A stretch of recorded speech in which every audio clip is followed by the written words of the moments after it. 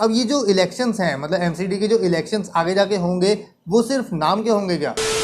Unification of 3 municipal corporation of Delhi यानी कि MCD, ये बिल 30 मार्च को लोकसभा में और 5 अप्रैल को राज्यसभा में पास हो गया है। एग्जैक्टली है क्या ये बिल, इसके क्या क्या इफेक्ट्स होंगे, और आम आदमी पार्टी और बाकी जो अपोजिशन है वो क्यों इसे अपोज कर रही है, और ये जो बिल है क्या ये अनकॉन्स्टिट्यूशनल है?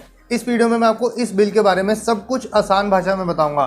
सो हेलो गाइज, मैं हूं सागर बुद्रेजा और आप देख रहे हैं आपका अपना चैनल। अगर आप हमारे चैनल पे पहली बार आए हैं और अगर आपको कंटेंट पसंद आए तो इस चैनल को सब्सक्राइब करने के बारे में जरूर सोचना।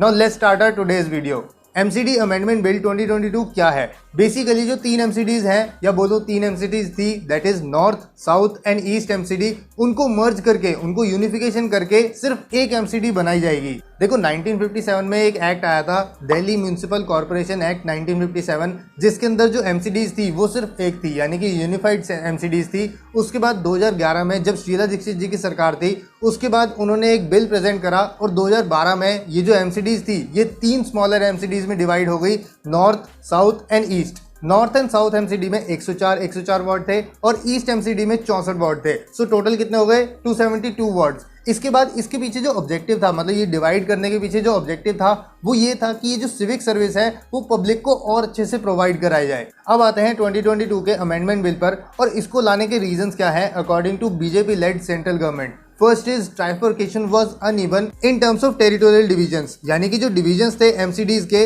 वो काफी ज्यादा ऊपर नीचे थे। सेकंड रीजन, जैसे कि आपको पता है कि दिल्ली के अंदर काफी ज्यादा वर्कर्स को लेकर, एमसीडी वर्कर्स की जो सैलरी है उसको लेकर काफी ज्यादा बवाल चलता रहता है, तो स्ट्राइक्स वगैरह भी काफी ज्यादा चलती रहती है। और जो बीजेपी गवर्नमेंट है एमसीडी में और आम आदमी पार्टी गवर्नमेंट है जो दिल्ली के अंदर, वो एक दूसरे को ब्लेम करती रहती है। Because let me tell you system क्या है, जो सेंट्रल गवर्नमेंट है वो जो सैलरी अमाउंट है वो वर्कर्स की जो एमसीडी सैलरी अमाउंट है वो पहले दिल्ली गवर्नमेंट को देती है, और दिल्ली गवर्नमेंट जो है वो एमसीडी गवर्नमेंट को देती है ताकि वो डिवाइड कर सके। तो ये चीज़ वो ब्लेम करते रहते हैं कि भाई तुमने पैसे नहीं दिए, या फिर बीजेपी सरकार की तरफ से, मतलब सेंट्रल गवर्नमेंट की तरफ से पैसे नहीं आए। तो ये चीज़ें चलती रहती है, तो वी डोंट नो कि किसकी ज़्यादा गलती है। तो इस पॉइंट को लेकर भी बीजेपी ने इस बिल को काफ़ी अच्छी तरीके से डिफेंड करा, और इसके बाद ये कहते हैं कि there is a huge gap between the sources available to 3 MCDs and their obligation. अब हम ये जानते हैं कि इस बिल से चेंजेस क्या क्या आएंगे। एक तो जो 3 एमसीडीज थी उनको एक बना दिया जाएगा, इसके अलावा जो 272 वार्ड्स थे उनको डीलिमिट करके, उनका डीलिमिटेशन करके 250, मैक्सिमम 250 वार्ड्स रखे जाएंगे। नाउ लेट्स सी कि कौन कौन सी जो पावर्स हैं वो दिल्ली गवर्नमेंट से निकल के सेंट्रल गवर्नमेंट के पास चली जाएगी।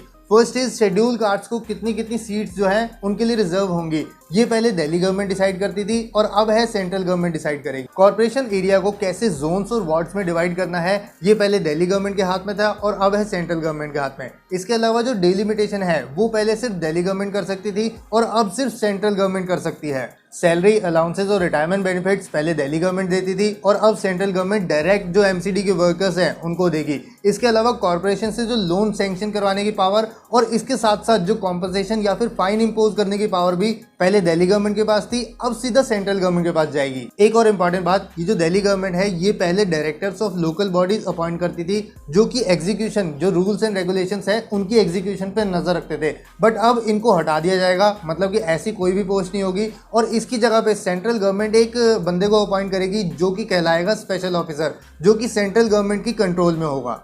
इसके अलावा पूरे एक्ट में जहां जहां गवर्नमेंट वर्ड यूज होता था वहां अब सेंट्रल गवर्नमेंट वर्ड यूज होगा। सो बेसिकली ये जो एमसीडी है ये एक दिल्ली की ऐसी बॉडी बन जाएगी अब जो कि सेंट्रल गवर्नमेंट के इशारों पे नाचेगी।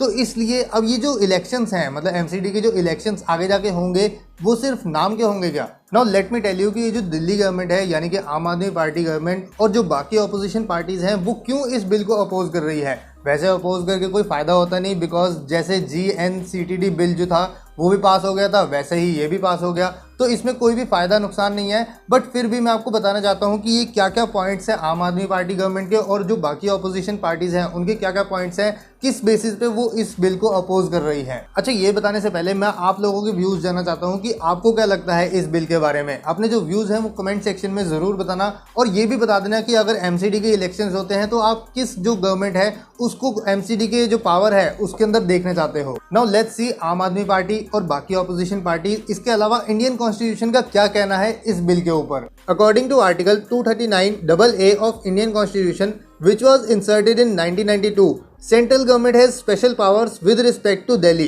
जिसको यूज करते हुए सेंट्रल गवर्नमेंट ये वाला बिल लाई है।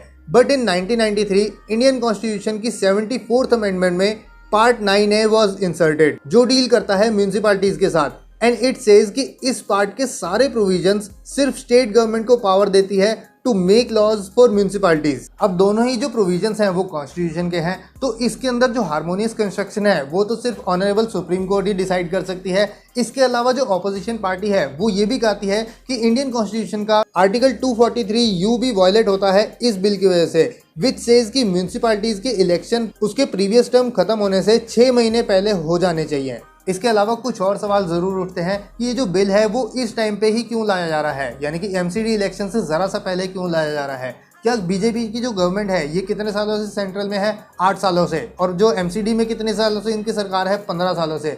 फिर भी इस टाइम पे ये बिल लाया जा रहा है। क्या बीजेपी की जो गवर्नमेंट है ये इलेक्शन, एमसीडी इलेक्शन हारने का डर रखती है? आम आदमी पार्टी इस बिल को क्यों इतना ज़्यादा अपोज कर रही है? क्या वो डरती है कि 6-7 महीने जो आएंगे, मतलब डिलिमिटेशन की वजह से उनको 6-7 महीने का गैप मिल जाएगा, तो उसके अंदर बीजेपी जो है वो एमसीडी के अंदर और थोड़ा सा काम मिल जाएगा, मतलब काम कर लेगी, तो उसकी वजह से उनके जो जीतने के चांसेस है, आम आदमी पार्टी के जो जीतने के चांसेस हैं वो कम हो जाएंगे। चलो ये सब जो मैटर्स हैं ये तो सुप्रीम कोर्ट डिसाइड करेगी ही, बिकॉज ये मामला सुप्रीम कोर्ट में ज़रूर जाएगा। बाकी आप लोग मुझे नीचे कमेंट सेक्शन में अपने व्यूज़ ज़रूर शेयर करना। मैं ज़रूर जानना चाहूँगा कि ये जो दिल्ली में रहने वाले लोग हैं उनके क्या क्या व्यूज़ हैं इस बिल को लेकर। बाकी अगर आपको हमारी वीडियो पसंद आई तो इस वीडियो को लाइक ज़रूर कर देना and don't forget to subscribe the channel. और ये जो वीडियो है ये अपने सारे जो दिल्ली में रहने वाले लोग हैं उनके साथ ज़रूर शेयर करना। मिलता हूँ आपसे एक और इंटरेस्टिंग वीडियो के साथ। Till then keep getting interesting videos effortlessly.